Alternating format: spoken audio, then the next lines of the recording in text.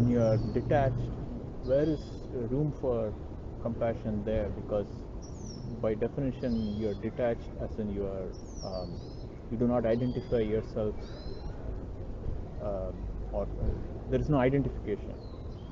Um, so where is room for compassion there? And That's what makes room for compassion, detachment. So conventionally, our mind map, our conceptual mind map makes compassion is this separate person caring for this other person or creature. And then attachments can be formed, attachments between two separate things. But in attachment, compassion is somewhat limited, because in attachment there's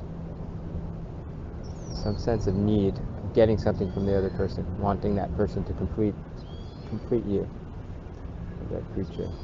So real compassion and real love, it's a matter of trusting that it doesn't come out of your conceptual framework. It doesn't come out of having a separate me and a separate other creature, and having your ideas about how you can help and how you can not help, and what's the right thing to do and the wrong thing to do. True compassion, sometimes it filters through those conceptual frameworks, and sometimes that's okay, but the source of compassion, I think, if you observe carefully, or love, whatever word we want to use, doesn't come out of that sense of me and the other person. It just arises. It's a break in the conceptual mind that keeps other beings separate. So we notice love for another being when we're moving from perceiving that being as a separate being, and then that conceptual sense of separation falls away for some reason. I say start to fall away. It might not feel gradual, it might be sudden, but it just falls away. And that other person or being fills your life, fills your consciousness, and that's love or compassion. And there might be a natural action that just comes out of that. And it doesn't, not only does it not depend on that sense of separation of two beings and the idea of helping, one helping the other, but it actually, it's when that drops away that it comes to the full.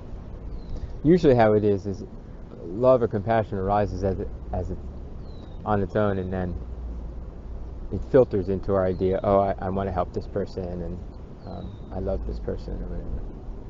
But before that arises, it's there already.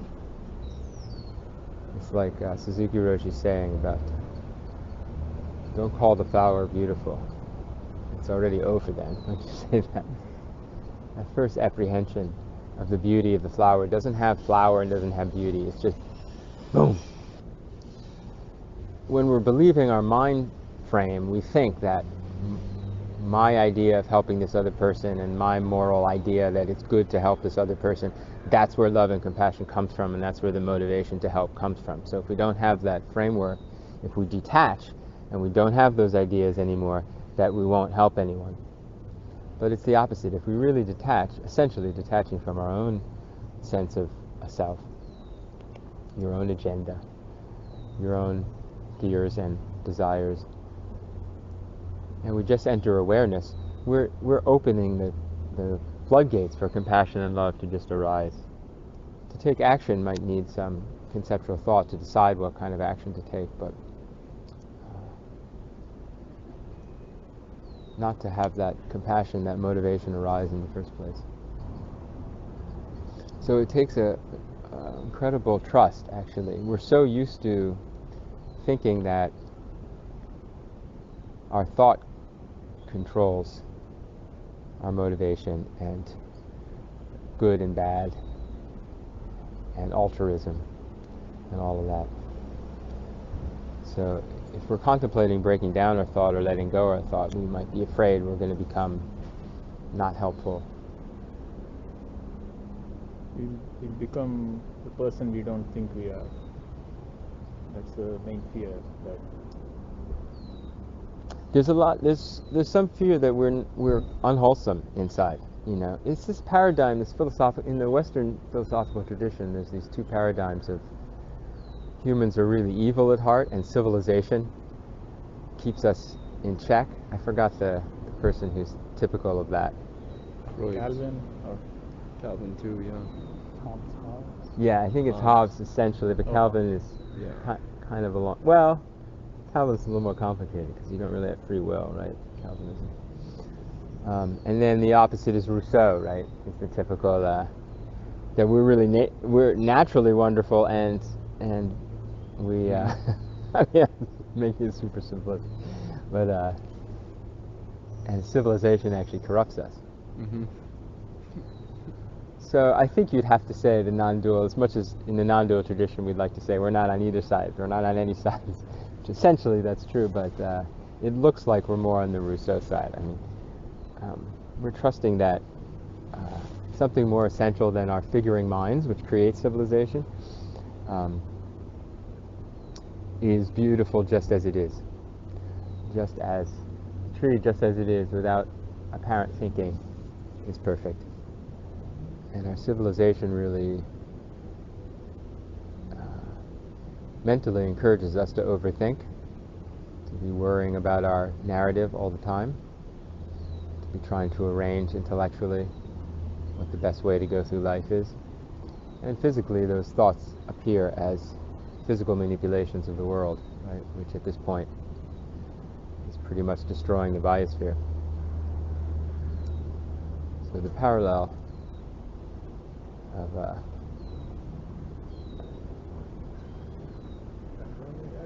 sure. We're getting a lot of new people joining today. So there's a parallel between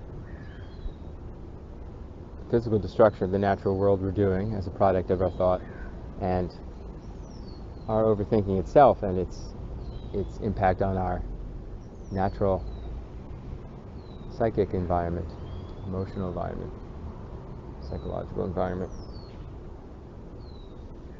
They're one and the same thing. One appears out, one appears in, but they're one movement happening. So why can't anger or violence come from detachment? Why are anger and violence product of thinking minds and not just spontaneously coming up? Yeah, you have to observe in your own mind and see.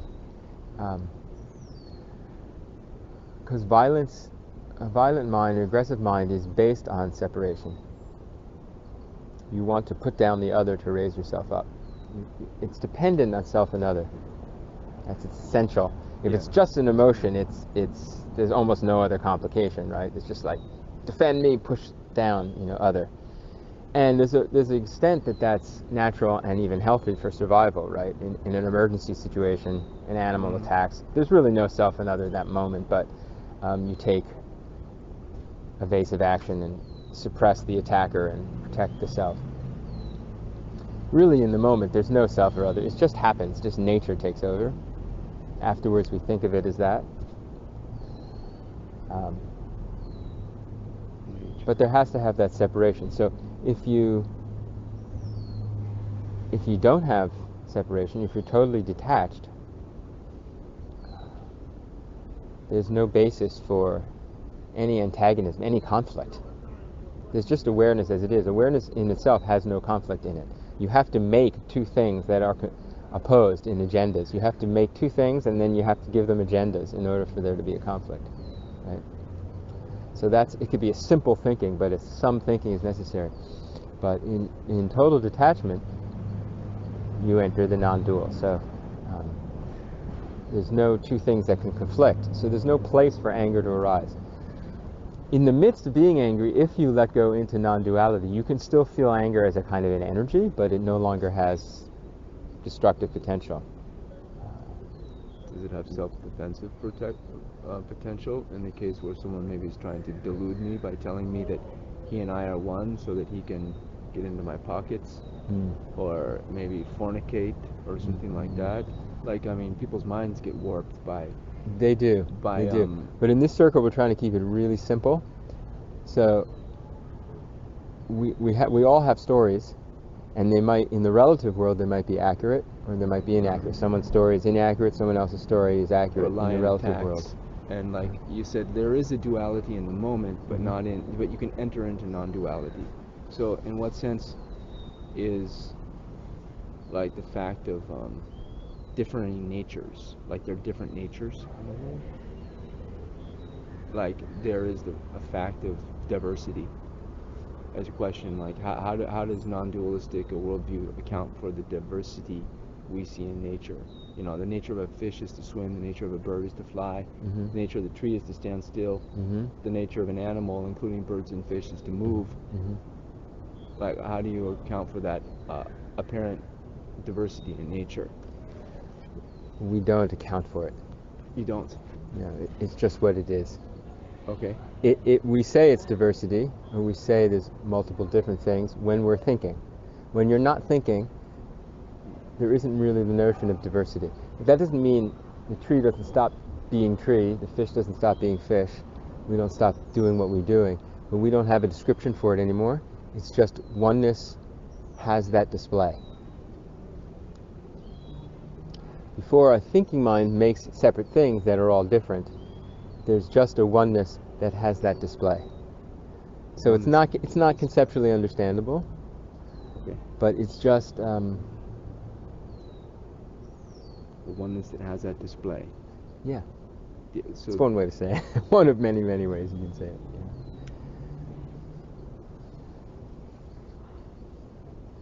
So when you're dancing, you're just dancing.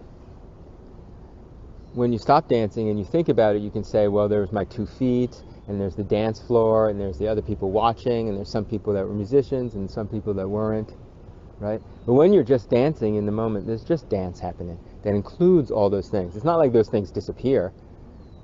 You're just not making them separate in your mind. It's just not the conceptual activity of making them separate is not happening. And so the basis for conflict isn't there. So the essential question we were talking about is kind of our mental narrative, whether that's ultimately true and whether that's ultimately helpful. So this practice suggests to us that although our mental narratives are sometimes very helpful for practical matters, it's not the source of our joy. It's not the source of our love and compassion. It's the source of separation and division. And we have to do separation and division to get along in the material realm. yeah. I mean, there's only one realm, but we say material realm meaning practical matters, conventional speech and thought. And so we use that separation, that ability of our mind to separate and distinguish, and that's all fine. But the problem is we get caught up in it and we believe that's ultimately true, and it becomes too active and dominates our life, and we lose the sense of just the wonder of appreciating awareness itself, which is actually the source of our joy and also the source of our love and compassion. Because in oneness, everything's included. So we can say the apprehension of what was other as included as our very own awareness is love, is compassion. So we do this practice to return to get a little more balanced, get a little less attached to separation, distinguishing, narrative, conceptual framework side of our consciousness, and let the simple awareness and the joy of that have a little more room, space. So to get back to Bala's specific question, it's very tempting to think that our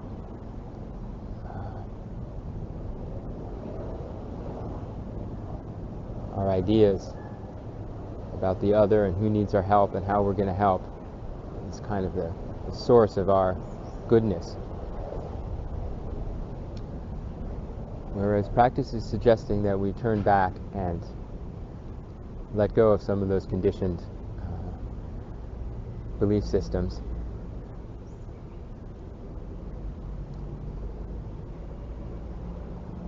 Let go of the ideas that we think we need to hold on to make a just or wholesome world, and realize that just and wholesome world is naturally appearing, deeper than our sense of who our separate beings are, deeper than our narratives. It's our source. So when we just enter into this awareness that's right here now, we can ask, what's the source of this? And we know it's not my thinking mind, because I don't know how to make this. This is just here already. This is not my personal creation, it's just here. So we know we're actually manifesting something deeper than anything we can conceive of. And we can move into trusting that, allowing that just to arise, enjoying it.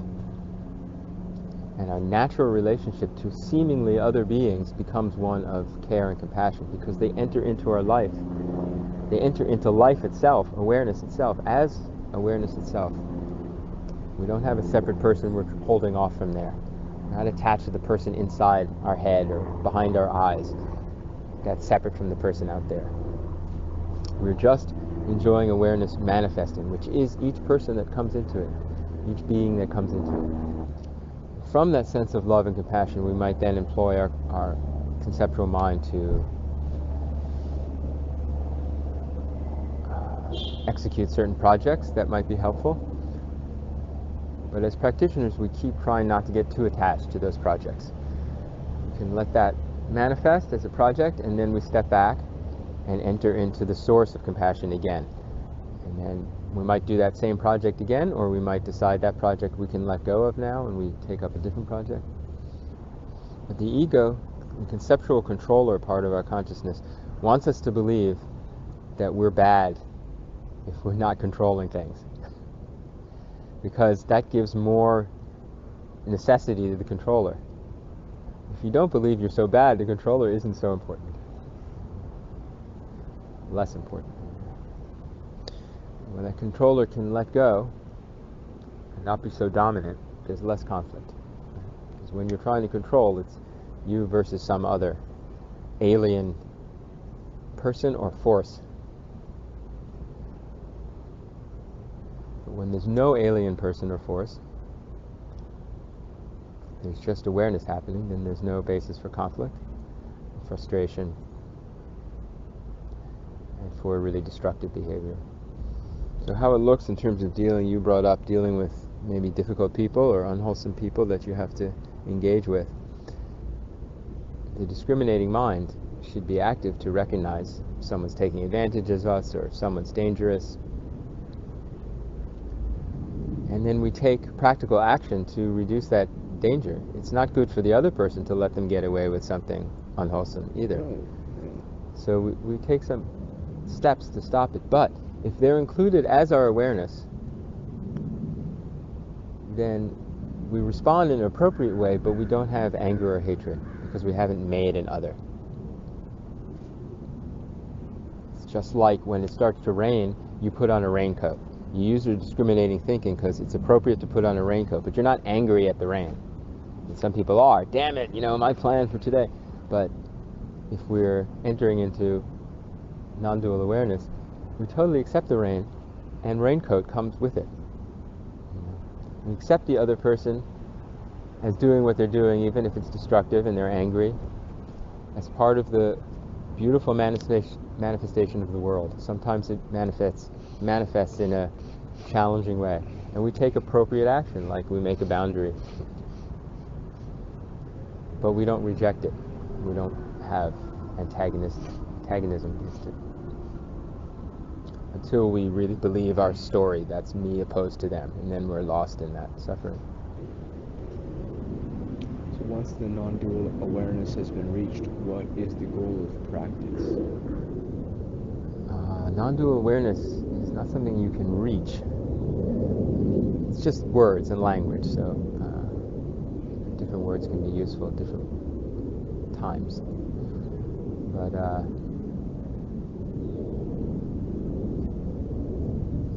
Some people... non-dual awareness is just your awareness when your mind is not making dualities, when your mind is not making separations. It's just a ceasing of making separations.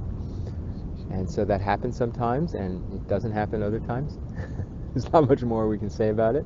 But when we recognize its value and beauty, we direct ourselves toward that a lot of the time.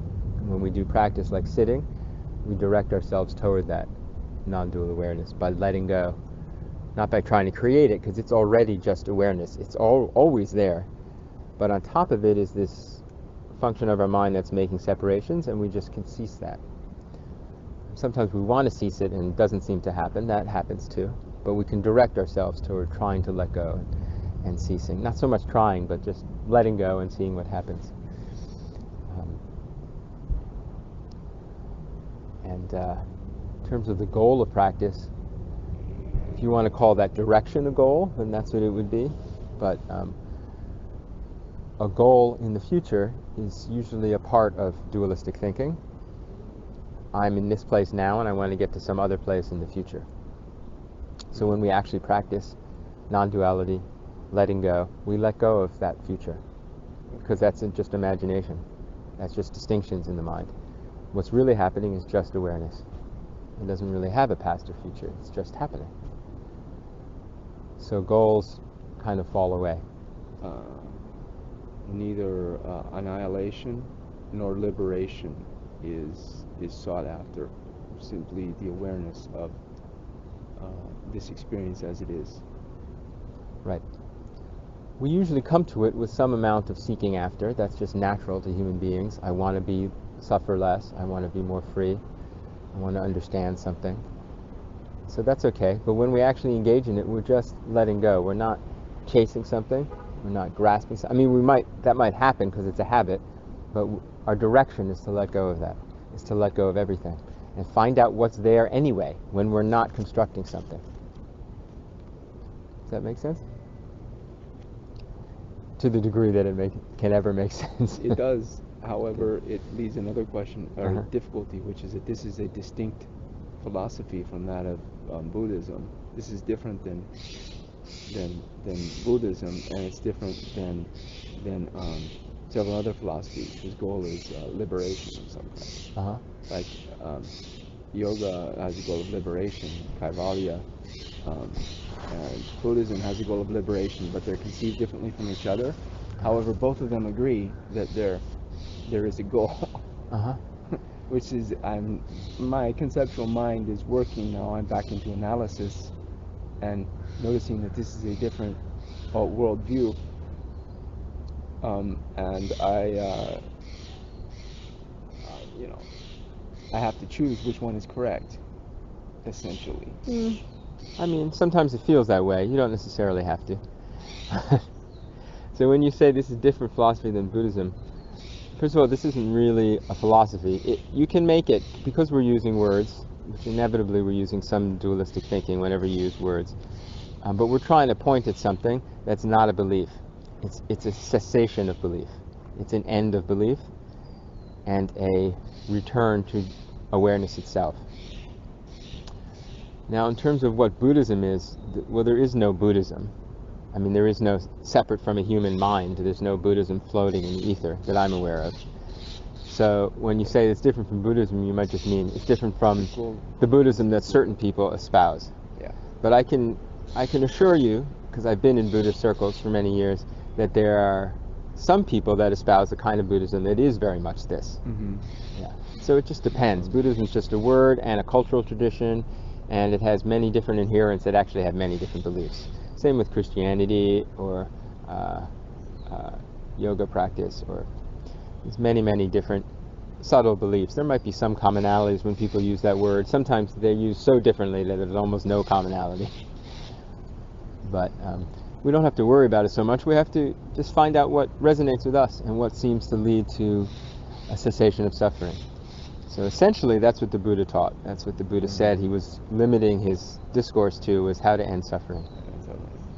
And you can call the letting go of seeking liberation, if you want.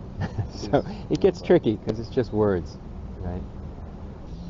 We're using words just to give hints and indicate a direction that you can experience, but the words will never be able to be a very accurate picture of what we're talking about. They're just a hint and a direction. So can propositions be true or false, or must we simply accept that propositions are inadequate representations? regardless. They're inadequate representations of reality. Reality isn't an idea. Agreed. Propositions are idea. But the proposition can be true or false according to an idea. According to a framework of thinking, something can be right or wrong. You can have a correct math equation and an incorrect one, Agreed. but neither of them are real in terms of, they're just thinking. They're real as thinking, but they're not real any more than that. So in the same way, our beliefs are real as the fact that they occur as beliefs to us, but they're not an accurate picture of reality beyond belief. They're not objective in some way. Does that make sense? Even science, which we think applies to the objective world, you can have experiments, you can have theories that are then proven to be true according to an experiment or not true according to experiment. But that's all within the framework of the theory. It's not explaining qualitatively what reality is, and a lot of physicists are getting to the point of understanding that now. They're saying we really just, it's just equations about probabilities of getting certain results that only occur when you look at it in a certain way, but none of it really describes what reality is. Everything's just an imaginative model on top of what reality is to try to explain experimental results, but it's not really saying what there is, because what there really is not something conceptual. Is reality deterministic then? The future Deterministic? is determined? That's a big subject, so Is maybe. something to just be accepted with non-attachment and just go on the ride with that knowledge? Or does the We can will- say determinism in the sense of some being, like some God being, has determined something previously and it's stored away in some record of what's going to happen and things will then happen. We can say that there's no reason to believe that particularly. But when we look at free will, that we're suddenly from nothing just creating a decision, that doesn't seem real either, true either, when we're clear about it.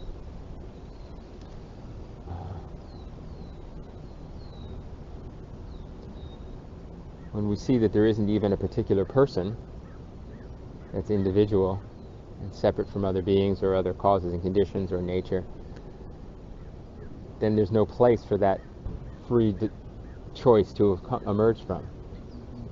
And I suppose with that view, it's very easy to be non-dualistic because everybody loses a type of accountability. It's determined or at least destined to happen.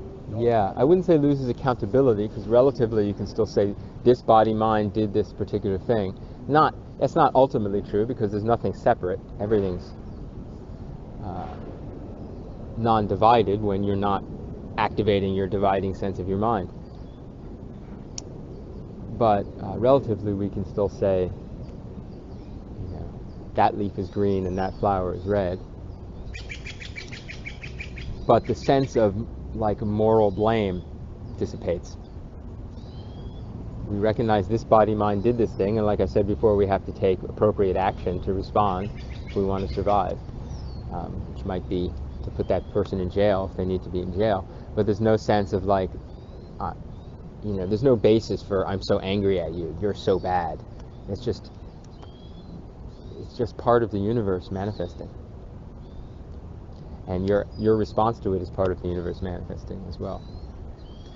So hatred and revenge and all that kind of stuff dissipates. Also pride, thinking I'm so good, the opposite. Either praise of someone else or pride for yourself, there's no basis for it. It's just the universe.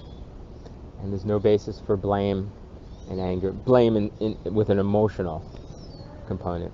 Yeah, that all dissipates. Everything's just how the universe is unfolding.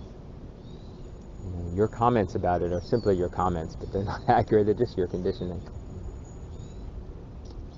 Which is a very free and relieving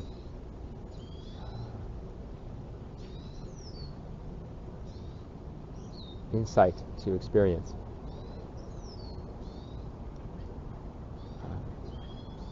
But as we said before, it doesn't tend to lead to some kind of behavior that's unwholesome, that even is conventionally recognized as unwholesome. Because if you're enjoying awareness as it is, you have no motivation to cheat people or hurt people or fight people, or you have no motivation to want more for yourself. The greed that's at the basis of so much unwholesomeness in our culture and in all cultures. Because you already have awareness, you're already complete. Someone saying you need money, or you need fame, or you need better reputation, or you need this. It doesn't make any sense. Who needs it? Everything's here. On the other hand, we recognize that we still have these things. Karmic patterns are arising, and we work with them. So I'm not suggesting that once you see this, everything evaporates that's difficult or unwholesome. It's part of the human condition, as far as I know, to continue to feel these things and have them arise. And yet, with insight, we can also see through them, and we're able to let them go, and we can have a much more balanced life. Physics is just a model that we use to describe the universe, you said, and it doesn't describe like really why the universe is or what it really is. It just says like analytically what's there. It's our sort of account of that. So Isaac Newton considered himself a natural philosopher, and when he proposed the law of universal gravitation, at the end of the Principia Mathematica, he wrote the General Scholium, speaking about the oneness of God. And he believed that the oneness of God was basic to his whole account. And like the sun, moon, and stars, people could worship each one individually, like the Romans did, or one could worship certain deities, like a lot of different deities. Maybe hundreds of them, maybe just 3, like the Roman Catholics. But he seemed to believe that there is one God, and the oneness of the law of gravity emanated from the oneness of God. But he seemed to believe God is being transcendent from the universe. I find Newton's account of this very attractive vis-a-vis modern physics, which has rejected that essentially. And I wonder if that account of non-dualism is in any way related to or consonant with the account of non-dualism that you're presenting, accounting both for the transcendence of God and the non-dual nature of God, being not male or female, not both male and female, simply just one, totally transcendent. I'm not a scholar of Newton, so I can't really say what degree he had a non-dual perspective or what kind it was. I don't know. But in this spiritual path, in the spiritual path I'm interested in and like to present, we recognize our thinking is conditioned and is limited, and is not the ultimate truth. It's simply just our thinking. And so when we want to appreciate what truth is, we let go of our thinking. It's the same to say, if we want to appreciate what God is, we let go of our story of God. Our story of God might be a nice story, it might be a not so nice story, but it's just our conditioning. Some people's story we've heard, or we've added to it with our own imaginations. But it's just our story. If we want to apprehend what truth is, we have to let go of our story and just apprehend it. It's here already. If God is what is it? Omnipotent and omniscient and all these ultimate adjectives, then it's happening now. Yeah. It's not exclusive of now. And so here it is. That's our way in. Okay. That's our way in. The problem is we're not always very attentive. We have to be very attentive to cut through our thinking that gets in the way of seeing what's the unlimited. Our thinking is limited, and it blocks what's the unlimited. So to get the unlimited, we have to be very attentive. So there's a Zen story that, even though I trained in Zen, I don't remember this in my training. I got it from an Eckhart Tolle video where he told it, where a master is traveling with a student through the mountains, and they stop somewhere and they're having a snack. And the student says, you know, I've been training for a long time, but I still don't fully get it. How do you enter into the ultimate awareness of Zen, which means ultimate awareness, clarity, awakening? And the master says, do you hear the stream? And at first, the student didn't hear the mountain stream. And then they were just quiet for a while. And he raised his attention and his alertness. And then he could hear far off in the distance the mountain stream. And with that attention, with that focus, with that alertness, his other thinking about, do I understand Zen or not, died away. He was really trying to hear that mountain stream, and he heard the mountain stream. He said, oh yeah, I hear it now. And the master said, enter there.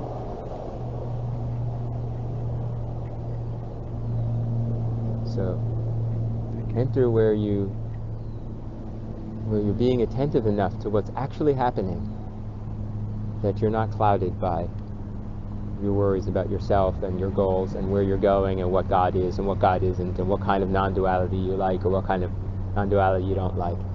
Those kinds of non-dualities are not non-duality. Real non-duality is when you're not thinking about non-duality anymore, and you just hear the mountain stream or the bird or the car or the steps.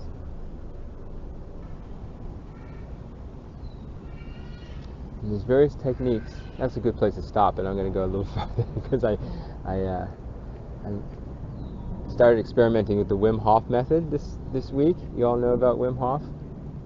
Yeah, I'll tell you about, he's gotten popular the last couple of years, but he's an advocate of certain breathing practices and exposure to cold. And he got famous because he did a lot of extreme exposure to cold that people were very impressed with, like climbing Mount Everest in his boxer shorts and setting world records for swimming under ice and all this kind of stuff. But it's very therapeutic and very helpful for a lot of people. A certain kind of breath you do, which really oxidates your blood. And then you can start with just a couple minute cold shower kind of thing. Some people do ice bath plunges. But I want to point out from the spiritual perspective, the reason these things are so helpful to people is they're simply raising that alertness of present awareness to a level where the other thinking noises that get in the way don't dominate our life.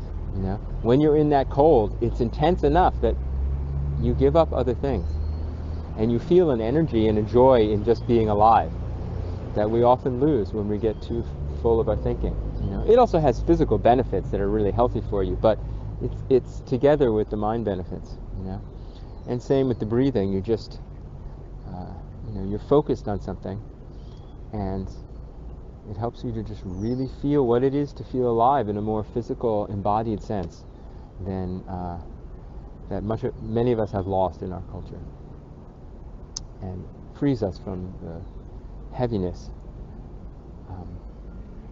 of our conceptual thinking, of our overuse of conceptual thinking.